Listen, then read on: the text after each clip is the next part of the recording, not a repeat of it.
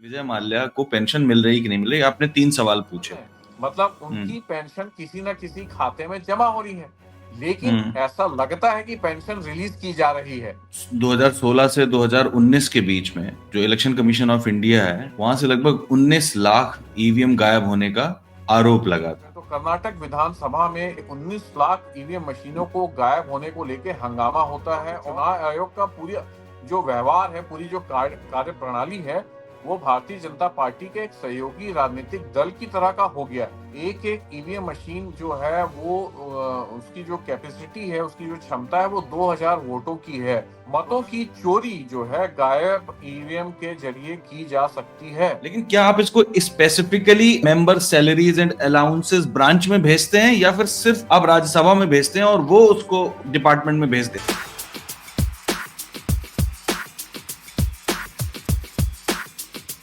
सलाम, नमस्कार। मैं हूं कुणाल पाठक और आप देख रहे हैं द लखनऊ पोस्ट भारत में सूचना। इस कार्यक्रम में मेरे साथ मेरे मेहमान हैं देश के जाने माने आरटीआई एक्टिविस्ट कुणाल गोपाल शुक्ला जी। नमस्कार कुणाल जी, स्वागत है आपका लखनऊ पोस्ट में। बहुत बहुत धन्यवाद और सभी दर्शकों को मेरा सादर नमस्कार। कुणाल जी, आपने देखा होगा पिछले कुछ महीनों में चाहे अपोजिशन हो या अन्य लोग हों, एक्टिविस्ट हों, उनका सारा जोर वोटर लिस्ट में है। ईवीएम के बारे में जो डाउट्स थे उस पर चर्चा होना बंद हो गई है। मैं देख रहा था कि 2016 से 2019 के बीच में जो इलेक्शन कमीशन ऑफ इंडिया है, वहां से लगभग 19 लाख ईवीएम गायब होने का आरोप लगा था। इसको लेकर के किसी ने पहले भी आरटीआई डाली और पता चला कि 9 लाख के आसपास मतलब भारत इलेक्ट्रॉनिक्स लिमिटेड से गई हैं और इलेक्ट्रॉनिक्स कॉर्पोरेशन ऑफ इंडिया से भी 9 लाख के आसपास गई हैं। जब आपने इसमें आरटीआई डाली और आपने पूछा कि 19 लाख जो ईवीएम्स हैं इनका क्या है, तो आपको क्या जवाब मिला? देखिए, ये बहुत महत्वपूर्ण बात है। अगर आप देखेंगे कि ईवीएम की गड़बड़ी है, लोग उसको पूरी तरह भूल चुके हैं। ईवीएम को लेकर अब बातें नहीं हो रही हैं, परंतु हाल ही में अगर आप देखेंगे बिहार चुनाव के दौरान हम्म। वीवीपैट की पर्चियां जो हैं सड़कों में पड़ी मिलती हैं। ईवीएम को लेके इसके पहले भी काफी विवाद होते रहा है मध्य प्रदेश में। अगर आप देखेंगे कि एक उपचुनाव होने वाला रहता है मध्य प्रदेश की एक विधानसभा सीट में, और जब ईवीएम मशीन को टेस्टिंग के लिए लाता है कलेक्टर, तो ईवीएम मशीन में कोई भी बटन दबाओ, परंतु जो निशान है वो सिर्फ कमल में डलता है, और वीवी पैट जो है वो सिर्फ कमल का निकलता है। तो देखिए, ईवीएम शुरू से विवादित रहा है, और एलन मस्क जैसा आदमी जो इतना हाईटेक है, जो स्पेस से लेके मंगल से लेके चंद्रमा तक में जिनकी कंपनी जो है अंतरिक्ष यान भेज रही है, उन्होंने भी ईवीएम को लेके, भारतीय ईवीएम को लेके कई सवालिया निशान उठाए हैं। और यहाँ हम्म। पर वो साइंटिस्ट जिनका यकीन इस बात पर है कि गोबर का लेप लगाने से जो परमाणु विकिरण है, परमाणु हमले के बाद वो बच सकता है, या जो मूत्र है उसका इलाज जो है कैंसर से किया जा सकता है, तो ऐसे लोगों का विश्वास ईवीएम पर है। और वह लोग भारतीय जनमानस में, भारतीय मतदाताओं में यह बात थोप रहे हैं कि ईवीएम हैक नहीं की जा सकती। तो अगर आप याद करें इसी आरटीए के परिप्रेक्ष्य में, तो कर्नाटक विधानसभा में ईवीएम के गायब होने को लेके, 19 लाख ईवीएम मशीनों को गायब होने को लेके हंगामा होता है, और उसको लेके शिकायतें होती हैं, परंतु उन शिकायतों का भी कोई निराकरण नहीं किया जाता। इन ईवीएम मशीन के गायब होने को लेके मैंने जब आरटीआई लगाई, तो इसका भी कोई जवाब जो है निर्वाचन आयोग के पास नहीं था। तो आप समझ लीजिए कि किस प्रकार से गड़बड़ियां की जा रही हैं। देश की एक विधानसभा में मामला उठता है, ईवीएम हम्म। मशीनों के गायब होने की बात वहां पर सामने आती है, और चुनाव आयोग का वही जवाब होता है जो एक भाजपा के सहयोगी राजनीतिक दल का होना चाहिए। तो मैं हर बार ये बात बोलता हूँ कि चुनाव आयोग का पूरी जो व्यवहार है, पूरी जो कार्य प्रणाली है, वो भारतीय जनता पार्टी के एक सहयोगी राजनीतिक दल की तरह का हो गया है।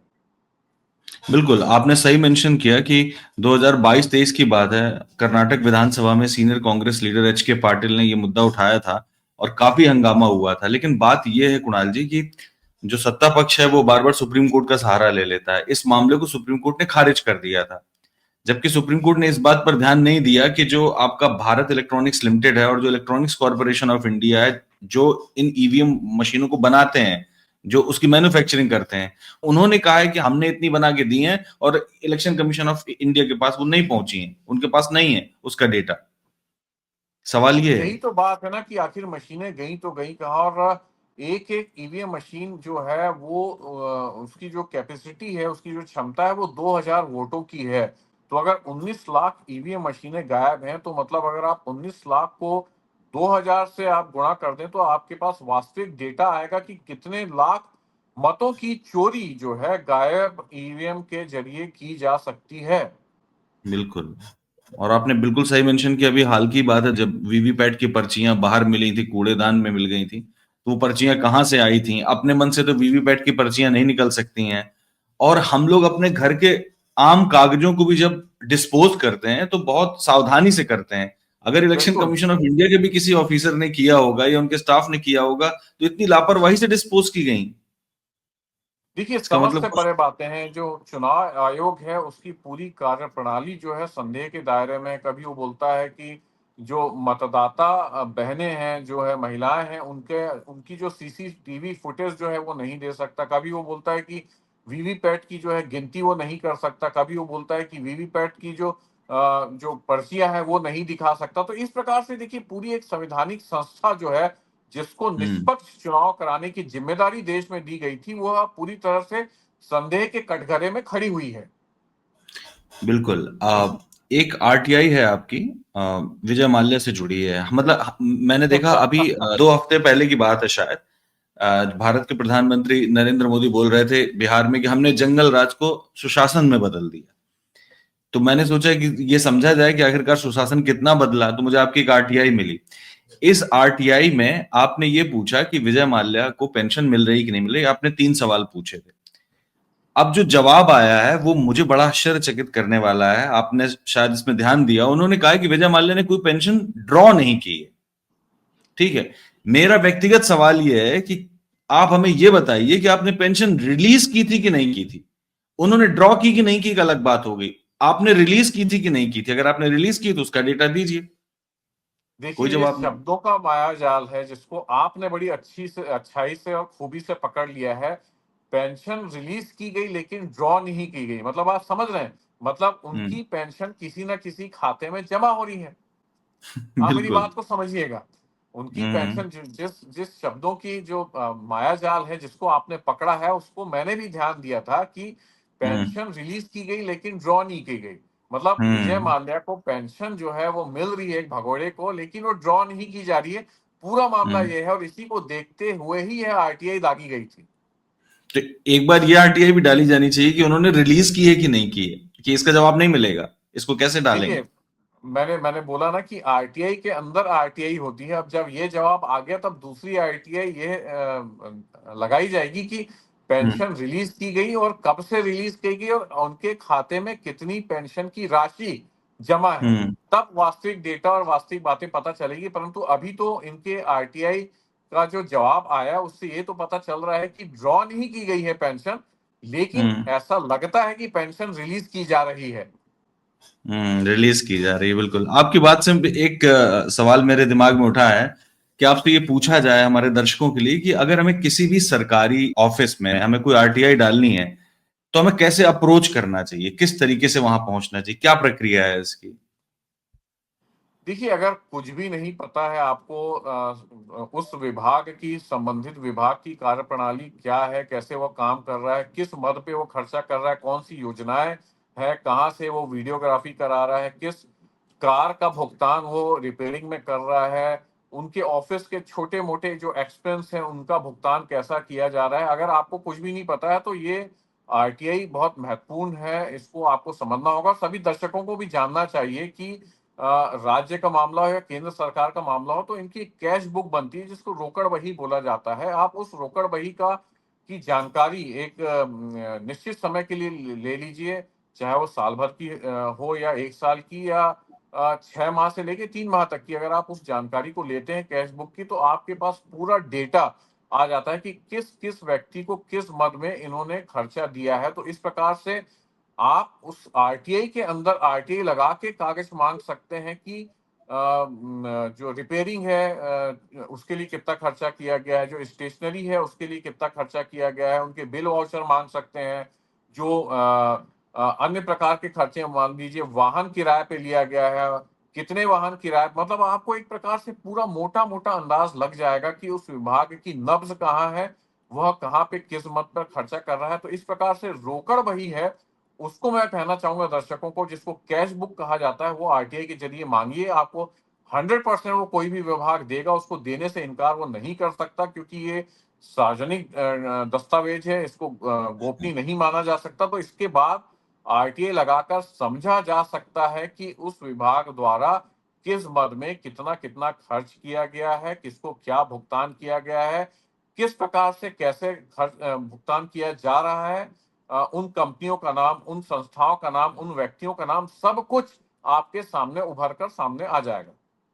रोकड़ बही में ये बड़ी अहम जानकारी आपने दी कि अगर हम ये दस्तावेज मांग लें तो कम से कम हमको किसी सरकारी विभाग के, पर्टिकुलर सरकारी विभाग के सारे फाइनेंशियल ट्रांजैक्शंस जो हैं वो हमको पता चल जाएंगे कि वो कहाँ खर्च कर रहे हैं, किस तरीके से खर्च कर रहे हैं, कौन सा कॉन्ट्रैक्टर लगाया उन्होंने, कितनी गाड़ियां ली, क्या किया क्या नहीं किया, सब कुछ पता चल जाएगा। कम से कम सब लिखित में कुछ, हमारे पास एवरीथिंग, एक एवरीथिंग, सब दस्तावेज कुछ होगा। वहां पे बिल्कुल।